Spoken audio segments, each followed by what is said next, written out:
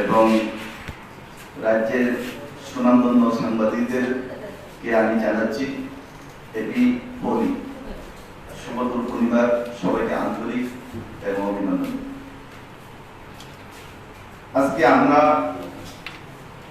আপনাদের সামনে এসেছি, সেটা হচ্ছে আমাদের এডিসি স্বশাসিত জেলা পরিষদের যে আমাদের 4 দিনের যে অধিবেশন হয়েছিল, সেই অধিবেশনের যে কিছু বিল এবং কিছু বাজেট নিয়ে এর সম্পর্কে আপনাদের সামনে তুলে ধরার জন্য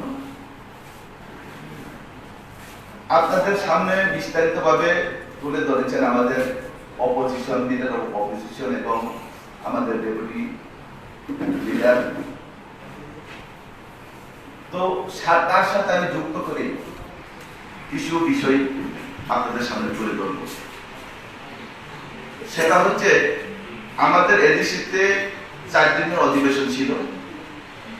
4 দিনের অধিবেশন আমাদের 3 দিন, 2 দিন যখন পেরিয়ে গিয়েছিল 11 এবং 14, তৃতীয় দিনের যে আমাদের ঘটনা, তৃতীয় দিনের বাজেটের উপর যখন আমরা আলোচনা করেছি, বিলের উপর যখন আমরা আলোচনা করেছি, আমরা আলোচনা করার পর এডিসি কমল কলয় আমাদের ডেপুটি অপোজিশন লিডারের উপর টার্গেট করে সবার সামনে, আমাদের প্রিন্ট মিডিয়া, ইলেকট্রনিক মিডিয়া সবার সামনে ব্যক্তিগত আক্রমণ করে যেভাবে উনি আমাদেরকে হাউজে অপমান দেখিয়েছেন, সেটা আমরা তাদের কাছ থেকে সেটা আশা করছিল, সেটা কাম্য ছিল না তাদের কাছ থেকে। সেটা হচ্ছে কি, আমরা এডিসির প্রতিনিধি হিসেবে, এমডিসি হিসেবে আমরাও চাই এডিসি এলাকার উন্নয়ন। আমরা কোনো বিলের বিরোধিতা আমরা করছি না, সব বিলের উপরে আমরা সমর্থন করে গেছিল, কিন্তু কিছু কিছু বিলটাকে আমরা সংশোধন করার জন্য আমরা বিরোধী দলের পক্ষ থেকে এডিসি সরকারের যে তাদের কাছে আমরা তুলে ধরছিলাম। এইটুকুই আমাদের আলোচনা। কিন্তু সেখানে আমাদের এডিসি যে সরকারের কমল কলয় এমন ভাবে বাজে আচরণ যে করেছিল, তা থেকে আমরা সংসদ বয়কট করতে বাধ্য হই। উনি বলেছে যে বিরোধী সারা চলবে, তোমরা এই হাউজে না থাকলেও চলবে, তোমরা ছাড়াও আমরা করতে পারবো। আমি আপনাদের জিজ্ঞেস করতে চাই, ভারত সংবিধানের মোতাবেক এই দেশের মধ্যে, আমরা গণতান্ত্রিক রাষ্ট্রের মধ্যে বিরোধী থাকবে, অপোজিশন থাকবে। বিরোধী বলে কি আমরা কথা বলা আমাদেরকে অধিকার নেই? বিরোধী বলে কি আজকে আমাদের এইভাবে হেনস্থা করা? সেটাকে সংবিধানকে লঙ্ঘন করে কমল কলয় যেভাবে আমাদের ব্যক্তিগতভাবে টার্গেট করছেন, সেটা এডিসি প্রশাসন থেকে সেটা আমরা আশা ছিল না। সেখানে বারবার আমাদের জগদীশ দেববর্মা চেয়ারম্যান ছিল, উনি বলার সত্ত্বেও কমল কলয় সে ইনব্যালেন্সে উনি আনব্যালেন্সে কথাবার্তা শুরু করে দিয়েছেন। তার থেকে আমরা 2 দিন যাবত আজকে আমরা সংসদ বয়কট করেছি। আপনাদের সামনে, রাজ্যের সুনামধন্য সাংবাদিকদের সামনে আমি বলতে চাই, কমল কলয় উনার কোনো অধিকার নেই যে হাউস থেকে আমাদেরকে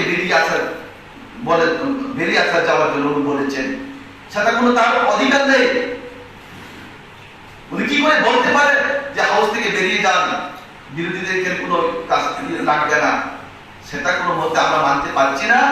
তার জন্য আমরা কমল কলয়ের বিরুদ্ধে আমরা তীব্র প্রতিবাদ এবং তাকে আমরা নিন্দা জানাচ্ছি। উনার ব্যক্তিগত যে চরিত্রের কারণে, ব্যবহারের কারণে, উনি একজন উনাকে মানুষ বুদ্ধি এখানে পাঠিয়েছেন, আমাদেরকেও মানুষ বুদ্ধি পাঠিয়েছেন, কিন্তু উনার ব্যক্তিগত চরিত্রের কারণে আজকে এডিসি প্রশাসন কলঙ্ক হচ্ছে।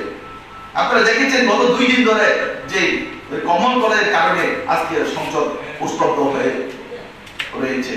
তো আমি আপনাদের বলতে চাই যে এডিসির কিছু যে বিল, সেই বিলকে সংশোধন করার জন্য আমরা বলার কারণটা হচ্ছে, বিলটা যদি আমরা সংবিধানের গাইডলাইন মোতাবেক যদি না হয়, তাহলে রাজ্য সরকার তাদেরকে টাকা দিবে না, সেই কথাই আমরা বলছিল তাদের সামনে, আর কোনো কিছু নয়। তো এই কথা বলার জন্য আজকে আমরা আপনাদের সামনে এসেছি। সবাইকে নমস্কার। ভাই আজকেও গিয়েছি আমরা। আজকে যাওয়ার পর আমরা ওই বিষয়টাকে উত্থাপন করেছি। আমরা বলেছি আপনি যে চেয়ারম্যানের কথা শুনে না, মানে চেয়ারম্যান কথাকে আপনি কি করছেন, উনি পাত্তাই দিচ্ছেন না। চেয়ারম্যান বারবার বলার সত্ত্বেও কমল করে কিন্তু মানছেন না। তা থেকে কি বোঝা যাচ্ছে, তা থেকে তাদের দলের মধ্যে যে চেয়ারম্যানকে তারা মানছে না সেটা বোঝা যাচ্ছে। তাদের দলের কোনো ব্যালেন্স নেই, সেটা বোঝা গেছে। একটা এখানে কিন্তু আমরা ইএম কমল কলের বিরুদ্ধে, মথার বিরুদ্ধেও নয়, এবং এটা একদম পরিষ্কার যতগুলা সংশোধনী আনা হয়েছে আলোচনার মাধ্যমে যারা দায়িত্বপ্রাপ্ত 1-2টি মেম্বাররা ছিলেন আন্তরিকতার সহিত আমরা এটা করেছি। যেমন ওই যে বেঙ্গলি ব্যবস্থা বাদ দেওয়ার কথা, আমি অনিমেষ বাবুর সাথে আগে কথা বলে দিয়েছি, বললেন আলোচনা করুন।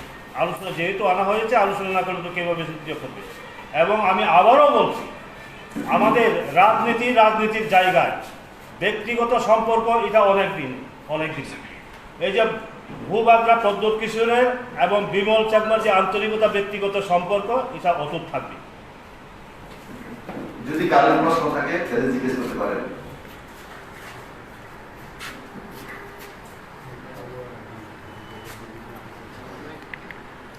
প্রশ্ন আছে আরো? Thank you.